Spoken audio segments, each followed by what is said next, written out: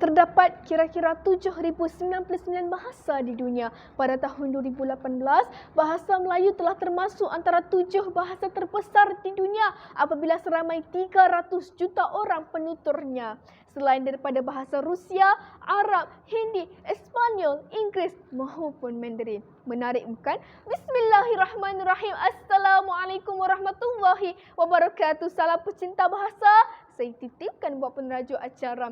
Barisan Hakim Respektatif Berkarisma. Seterusnya, saudara-saudari yang di luar sana, apa khabar penutur bahasa Melayu tercinta? Terima kasih kerana sudi melapangkan masa. Saudara-saudari, tokoh Melayu linguistik terkemuka Asma Haji Omar telah menyatakan bahawa bahasa adalah satu firasat ataupun petunjuk kepada sesuatu kebudayaan. Lebih ringkas lagi, bahasa mencerminkan kebudayaan penuturnya. Ini bermakna bahasa melambangkan identiti dan jati diri.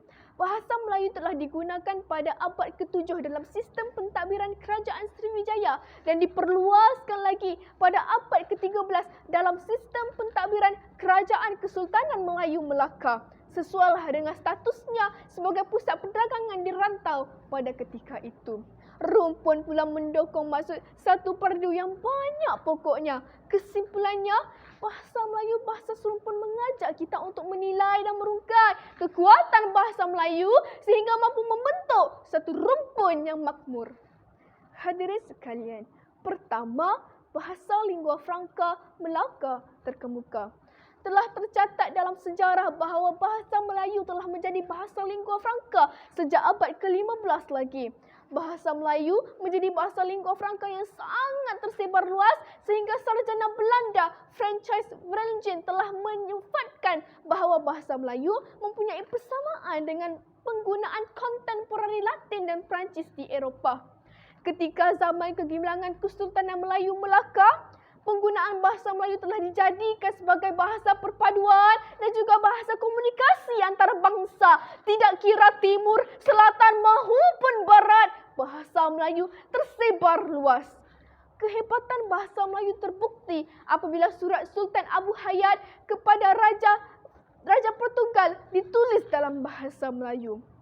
Bahasa Melayu mempunyai nilai komersial unik dan kaya dengan kosakata, namun kerana terdapat pelbagai faktor luaran dan dalaman, bahasa Melayu telah dipandang sinis dalam kancah keilmiahan dan ketamadunan jati diri bangsa.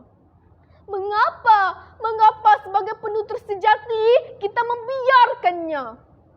Hadirin sekalian, yang kedua, zaman kegemilangan dikenang bahasa Melayu diperjuang. Bahasa Melayu berasal dari serumpun Austronesia atau dikenali lagi sebagai bahasa Melayu Polinesia. Bahasa Melayu berkembang luas dengan mempunyai dialek yang unik dan tersendiri. Bangsa Melayu ditakdirkan mempunyai 3 empayar yang besar, Kerajaan Majapahit, Kerajaan Sriwijaya dan Kerajaan Melaka sebelum dijajah oleh pendatang British.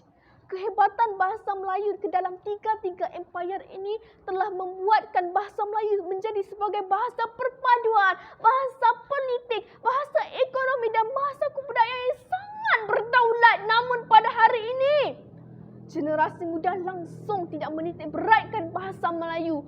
Malah orang yang bertutur dalam bahasa Melayu dianggap kolot, orang yang bertutur bahasa luar diagung-agung. Sepatutnya Malaysia menjadi seperti Indonesia, giat mempromosikan bahasa Melayu Indonesia dalam segala aspek.